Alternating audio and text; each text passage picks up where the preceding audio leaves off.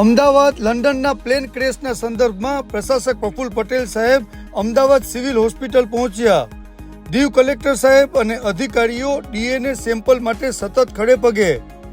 ગઈકાલે અમદાવાદ લંડનના પ્લેન ક્રેશની દુર્ઘટના બની અને વાતાવરણ ગમગીન બન્યું છે.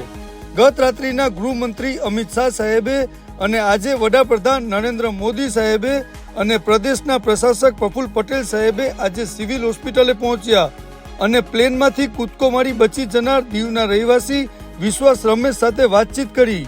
તેમજ સિનિયર આઈએએસ અસગર અલી સાહેબ, દીવ કલેક્ટર રાહુલ દેવપુરા સાહેબ, અધિકારીઓ તેમજ જિલ્લા પંચાયતના પ્રમુખ શ્રી રામજીભાઈ બામણિયા, દીવ જિલ્લા ભાજપ પ્રમુખ શ્રી મોહનભાઈ લક્ષ્મણ, સરપંચો શ્રી દીપકભાઈ દેવજી, શ્રી નરસિંહભાઈ સોલંકી, શ્રી નરેન્દ્રભાઈ સતત ખડે પગે રહી અને પરિવારના ડીએનએ સેમ્પલો મેચ બાબતે સહયોગ અને સાંત્વના આપી રહ્યા છે. પ્રશાસક પ્રફુલ્લ પટેલ સાહેબે પણ પ્રભાવિત થનારા પરિવારને મળી અને સાંત્વના આપી.